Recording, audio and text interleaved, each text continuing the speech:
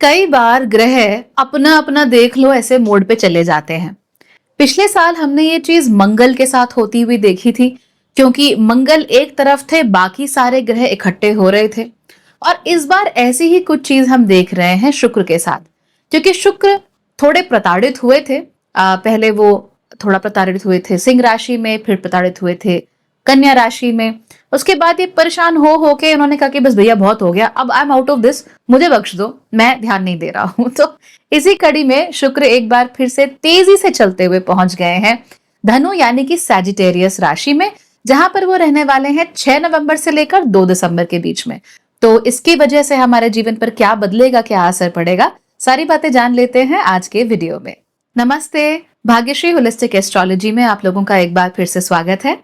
यहाँ पर हम बात करते हैं पॉजिटिव, इंस्पायरिंग और होलिस्टिक एस्ट्रोलॉजी की, यानी कि एक ऐसा ज्योतिष जो कि आपके पॉजिटिव पॉइंट्स को मैक्सिमाइज कर सकता है और आपके नेगेटिव पॉइंट्स को मिनिमाइज करने में आप लोगों की मदद भी कर सकता है। आज के वीडियो में हम ये जानेंगे कि शुक्र का आने वाला गोचर कैसा होने वाला है, लेकिन उससे पहले अगर आपको ये चैनल और उसके वीडियोस अच्छे लगते हैं तो सब्सक्राइब करके इसके वीडियोस को शेयर करना बिल्कुल भी मत भूलिए।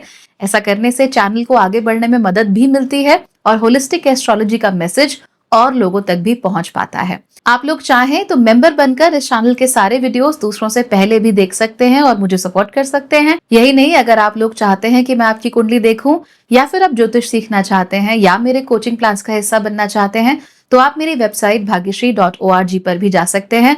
वहां पर आने वाले कुछ दिनों में कई सारे फ्री कोर्सेज के साथ साथ पेड कोर्सेज भी अवेलेबल रहेंगे, जहां से आप ज्योतिष के साथ साथ और कई सारी बेहतरीन चीजें सीख सकते हैं। एंड हाँ, क्योंकि भाग्यश्री के 5 साल जल्दी ही कंप्लीट होने वाले हैं 5 दिसंबर को, इसीलिए मैंने अपनी वेबसाइट पर आप लोगों के लिए साइन अप बोनसेस और कई सारे डिस्काउंट्स भी ऑन किए हैं। तो हर रोज जब आप वेबसाइट पर जाएंगे आपको कुछ नया वहां से देखने को जरूर मिल जाएगा।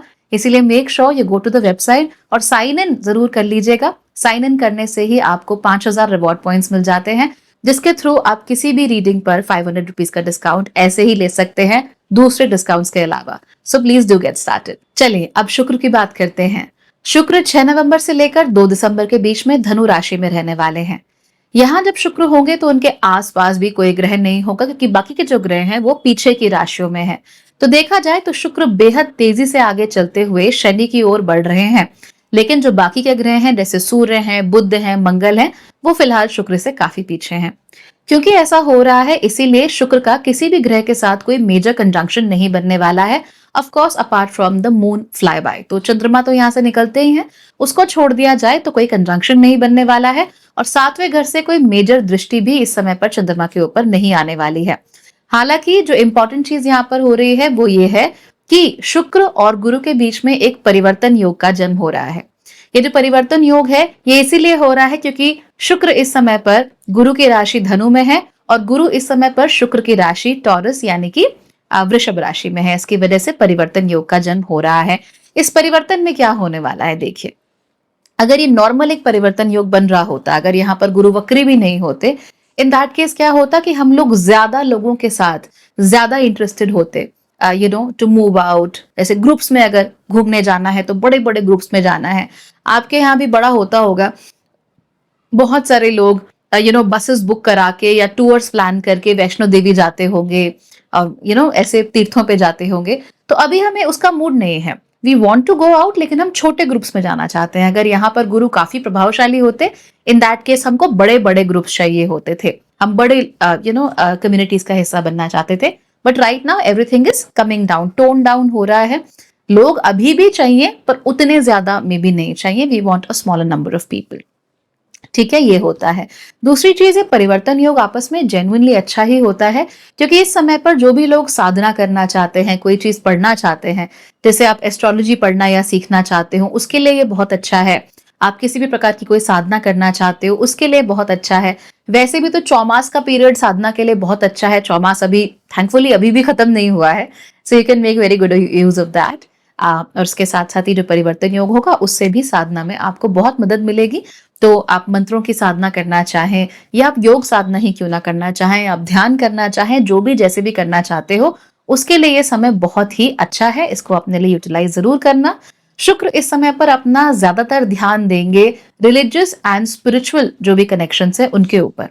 अब क्योंकि सारा का सारा ध्यान रिलीजियस और स्पिरिचुअल चीजों की तरफ जा रहा है, इसीलिए अगर आप इस तरह की चीजों में इंटरेस्टेड हैं, अगर आप मान लीजिए गीता पढ़ना चाहते हैं, या फिर आप आगे जाकर जिंदगी में वेद पुराण भी पढ़ना चाहते हैं, या इसी तरह की और चीजें पढ़ना चाहते हैं, तो उसके लिए समय बहुत अच्छा है। बड़े बड़े महापुरुषों की लिखी हुई उनकी जीवनियां हैं या इस तरह की चीजें हैं, वहां पर भी आप बहुत इंटरेस्ट ले सकते हो। जैसे बहुत सारे लोग हैं, ऑटोबायोग्राफी ऑफ अ योगी परमहंस योगानंद जी, उनकी लिखी हुई, आपको हो सकता है उसमें इंटरेस्ट आए। स्वामी विवेकानंद का जो लिटरेचर है, amazing literature he is created, हो सकता है आपको उसमें इंटरेस्ट आए। रामकृष्ण परमहंस जी हैं, उनके लिटरेचर में आपको इंटरेस्ट आए। तो इस तरह की चीजें होती हुई आप लोगों को अपने आसपास दिख जाएंगी, आपका इंटरेस्ट इन चीजों में बढ़ेगा, चाहे छोटे लेवल पर चाहे बड़े लेवल पर, बट इंटरेस्ट जरूर आएगा। अब पता कैसे चलेगा कि किसके लिए छोटे परिवर्तन आएंगे, किसके लिए बड़े आएंगे? बहुत सिंपल सी बात है, जिस व्यक्ति की कुंडली में गुरु उच्च के होंगे, उनकी खुद की स्थिति अच्छी होगी, ऐसे लोग थोड़ा ज्यादा इंटरेस्ट लेंगे इन चीजों में, उनका ध्यान थोड़ा ज्यादा जाएगा।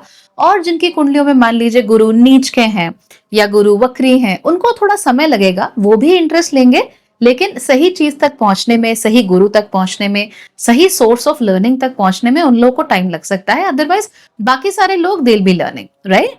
तो अगर मान लीजिए कुंडली में गुरु के साथ कोई भी समस्या है, तो आपने एस्ट्रोलॉजी सीखना शुरू किया, शुरू शुरू में आप सीख रहे हो, कुछ समझ नहीं आ रहा है, कुछ पल्ले नहीं पड़ रहा है, एंड देन थोड़ा बहुत सीख कर, यूट्यूब देखकर या किताबें पढ़कर फाइनली यू फाइंड समवन जिसके साथ आप सीख सकते हो और जिसका पढ़ाया हुआ आपको समझ में आ रहा है, राइट? तो इस तरह की चीजें आप लोगों को देखने को डेफिनेटली मिल सकती है। तो इंटरेस्ट सभी का बढ़ेगा, लेकिन कुछ लोगों का थोड़ा सा ज्यादा बढ़ सकता है, कुछ लोगों को थोड़ी जल्दी रिजल्ट्स देखने में आ सकते हैं, राइट? चलिए अब जान लेते हैं कि इन जनरल क्या क्या असर पड़ने वाला है। रिमेंबर, ये जो मैं असर की बात कर रही हूं, यह सब लोगों के ऊपर, लगभग सभी राशियों के ऊपर बराबर ही पड़ने वाला है, राइट? सो ऐसा नहीं है कि किसी के लिए प्रॉब्लम है, किसी के लिए प्रॉब्लम नहीं है।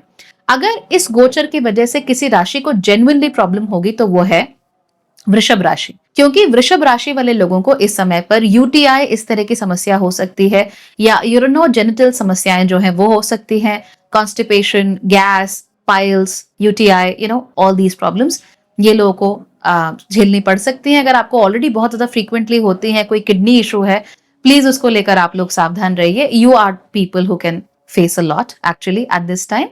इसके अलावा यही सारी बातें आपको एरीज और थोड़ा जेमिनाई राशि में भी देखने को मिल सकती है। अगेन थोड़ा बहुत ऊपर नीचे है, बट यही 3 राशियां हैं जिनको थोड़ा बहुत प्रॉब्लम हो सकती है। Otherwise most राशिज will be doing fine, ऐसे कोई बहुत बुरा असर देखने में नहीं मिलेगा, राइट?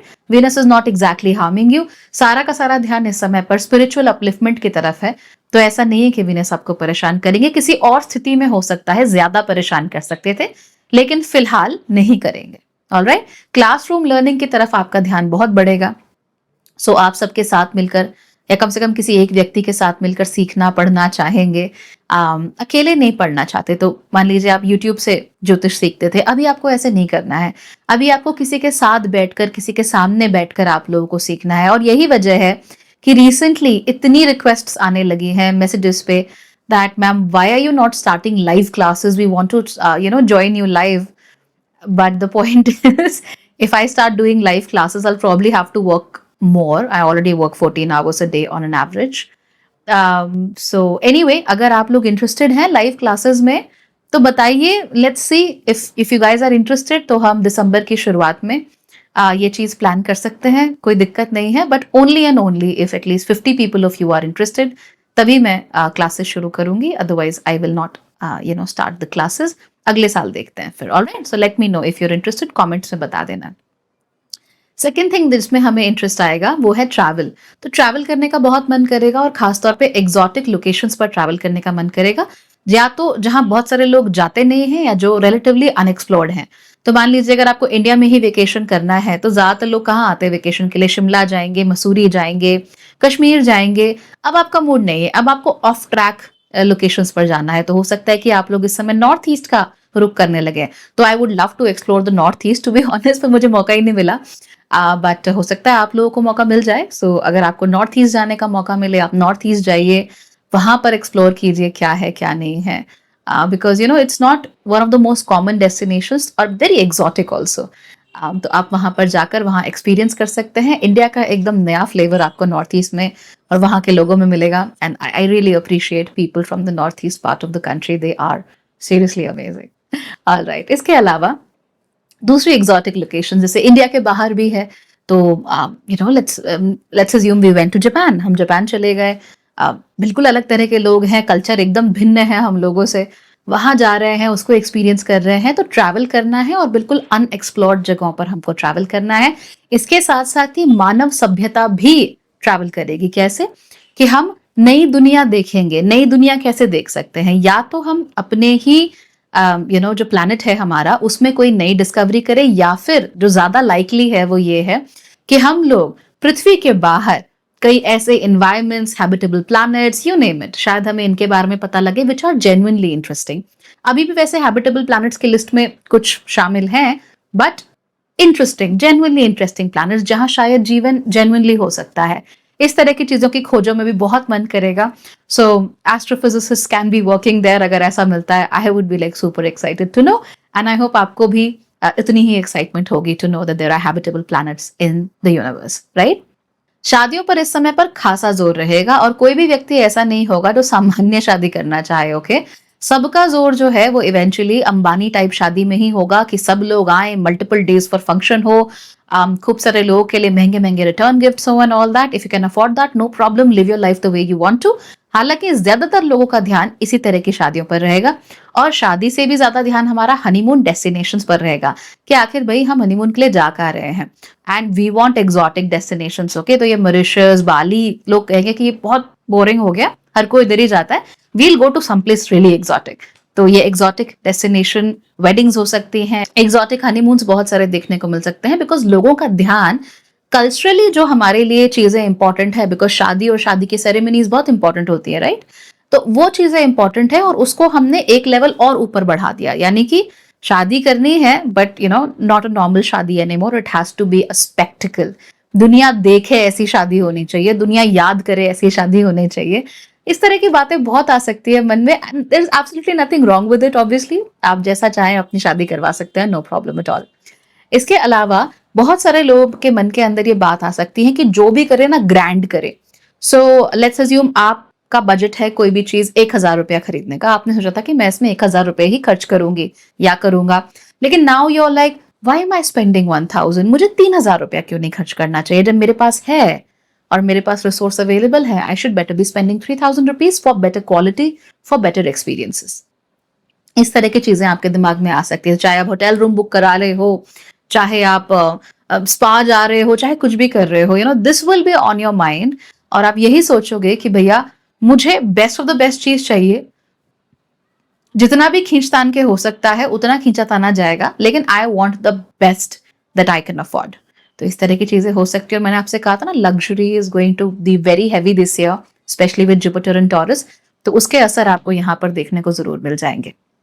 शुक्र ऑब्वियसली हमारे जीवन में प्यार को दर्शाता है, तो जो भी लोग हमारे आसपास थोड़े रिलीजियस ज्यादा हैं, थोड़े स्पिरिचुअल ज्यादा हैं, उनकी तरफ हमारा ध्यान जाना शुरू हो जाएगा, and we will be very interested in them.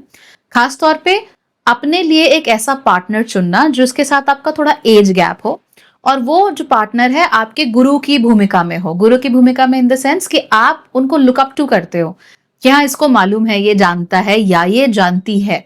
तो बहुत सारे ऐसे यंग मेन भी होंगे who will be attracted to slightly older women, और बहुत सारी ऐसे यंग वुमेन भी होंगी who will be attracted to slightly older man, क्योंकि उन्हें उनका वाइस होना, उनका बुद्धिमान होना, उनका समझदार होना, तो समझदारी ये बहुत अच्छी लगेगी इस समय पर, खास तौर पे इन्हीं रिलीजियस और स्पिरिचुअल मैटर्स पे। तो आप वाकई में स्पिरिचुअल और रिलीजियस है, भगवान जाने कितनी समझ है कितनी समझ नहीं है, वो तो बात की बात है, लेकिन जो लोग इस तरह का आडंबर भी करेंगे उनकी तरफ भी बहुत ज्यादा ध्यान जाएगा, और उनकी तरफ भी शादी के प्रपोजल्स बहुत सारे आ सकते हैं। ऐसे में खास तौर पे पुरुषों का ध्यान तो ऐसी स्त्रियों की तरफ ही जाएगा जो कि रिलीजन या स्पिरिचुअलिटी में काफी ज्यादा इन्वॉल्व हैं। तो if these things start happening around you, आप ऑलरेडी मान लीजिए एस्ट्रोलॉजर हैं या कोई और रिलीजियस काम करती हैं, स्पिरिचुअल काम करती हैं, suddenly you start seeing an influx of men in your life, well you know why it is happening, है ना? ये चीज हो सकती है, इसका ध्यान रखना। Just take care of it.